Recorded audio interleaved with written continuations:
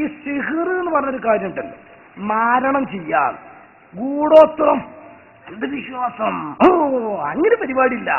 ഹൈറും ഷർറും അള്ളാന്റെ അടുക്കൽ നിന്നാണ്. അതുകൊണ്ട് എത്ര കൈസമാര് വന്നാലും ഒരു ചുക്കും ചെയ്യാൻ കഴിയൂല. അള്ളാന്റെ റസൂലടക്കം സിഹിർ കൊണ്ട് കുടുങ്ങിയിട്ട് നമുക്ക് ഈ തെളിവുകൾ കിട്ടിയതാണ്. പക്ഷെ മുജാഹിദ് പ്രസ്ഥാനം വന്നിട്ട് പറഞ്ഞത് അന്ധവിശ്വാസമാണ്, അനാചാരമാണ്, അങ്ങനെ ഒരു ഏർപ്പാടില്ല എന്നല്ല പ്രസംഗിച്ച് വെല്ലുവിളിക്കുകയും കൂടി ചെയ്തു മൗലവി. അങ്ങനെ സിഹിർ പരിക്കുമെങ്കിൽ എനിക്കൊക്കെ ചെയ്യട്ടെ, ഞാൻ അതിനെതിരെ പ്രസംഗിക്കാൻ പോകുന്ന ആളാണ്.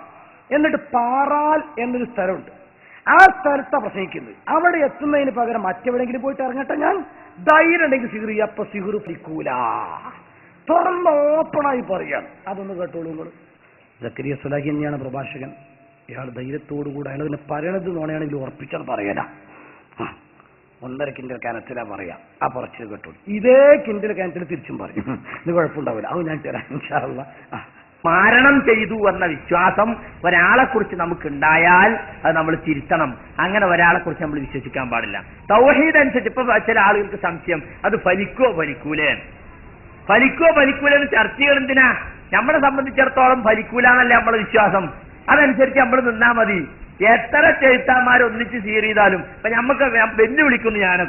ഞങ്ങളൊക്കെ ഇപ്പൊ ഇതിൽ പ്രസംഗിച്ചടക്കുന്ന ആളുകളാ. എന്നാ ഈ സീറന്മാർക്ക് ഞങ്ങൾക്കൊക്കെ ഇതിലൊക്കെ അന്ന് സീർ ചെയ്തൂടെ? അപ്പൊ ഞാൻ വീട്ടിൽ നിന്ന് പുറപ്പെട്ട് പാറാലിക്ക് എത്തുന്നതിന് പകരം വേറെ എവിടെയെങ്കിലും പോയി ഇറങ്ങൂലേ? ചിലപ്പര് പറയുന്നത് അങ്ങനെയാണ്, യാത്ര പുറപ്പെട്ട ആളെ തിരിച്ചുവിടാൻ കഴിയുന്ന ഒറ്റിരിക്കാന്നൊക്കെയാണ് പറയാം. അയാൾ എന്തെങ്കിലും ഗൂഢോത്രം ചെയ്താല് പാറാലിക്ക് വന്ന് ഞാൻ വേറെ എവിടെ പോയി ഇറങ്ങൂല. അന്ധവിശ്വാസത്തെ കുറിച്ച് പ്രസംഗിക്കാൻ പോകണ്ട ചങ്ങായി, മോൻ അവിടെ എത്താതെ തട്ടിത്തിരിഞ്ഞ് എവിടെങ്കിലും എത്തുമെന്ന് വിചാരിച്ചാൽ പോരെ. മാത്രമല്ല ഇസ്രായേലിനെതിരെ വലിയ സിഹ്റം ചെയ്താൽ പോരെ. അറബ് രാഷ്ട്രങ്ങളൊക്കെ പാടെ കൂടി കോടിക്കണക്കിന് ഉറുപ്പ്യ ചെലവാക്കിയിട്ട് കഷ്ടപ്പെട്ടുകൊണ്ടിരിക്കുക ഇസ്രായേലിനെ കൊണ്ട്. നമ്മൾ ഇസ്രായേലിനെതിരെ സിഹ്റം ചെയ്താൽ പോരെ. അപ്പൊ സുഹൃത്തുക്കളെ, മറഞ്ഞ മാർഗത്തിലൂടെ ഖൈറും ഷർറും വരുത്താൻ അള്ളാഹുവിന് മാത്രമേ സാധിക്കൂ എന്ന് വിശ്വസിക്കുന്ന ഒരാള് സിഹിർ വലിക്കോ എന്നതിന്റെ ചർച്ചയുടെ കാര്യം. മറഞ്ഞ കാര്യത്തിലൂടെ ഖൈറും ഷർറും വരുത്താൻ അള്ളാഹുക്ക് മാത്രമേ കഴിയുള്ളൂ. അള്ളാഹുവിന് മാത്രമേ മറഞ്ഞ കാര്യത്തിലൂടെ സഹായിക്കാൻ ഖൈറും ഷർറും വരുത്താൻ കഴിയുള്ളൂ. ഇതാണ് മുസ്ലിങ്ങൾ വിശ്വസിക്കേണ്ടത്. മറ്റതില്ല ഉണ്ടെങ്കിൽ എനിക്കൊക്കെ ചെയ്തുകൂടെ? ഭയങ്കര വെല്ലുവിളിയാണ്. ഇപ്പൊ ജിന്നിങ്ങട്ട് ഇറങ്ങി, ജിന്ന് ഇറങ്ങിക്കുമ്പോ ജിന്നിനെ കാണുന്നുണ്ടോ? ഇല്ല.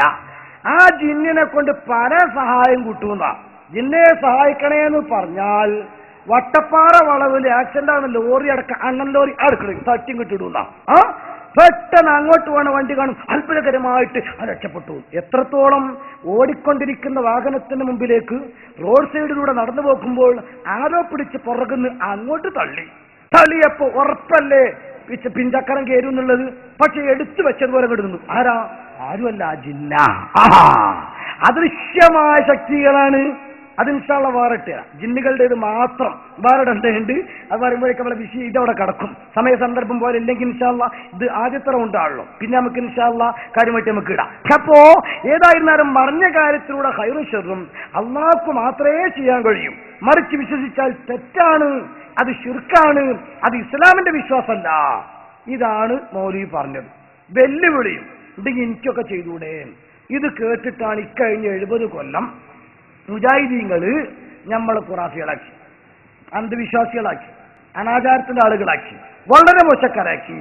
എന്നാൽ ജിന്ന് വരാൻ തുടങ്ങിയപ്പോ മുജാഹിദ് നേരെ തിരിച്ചു മാറും.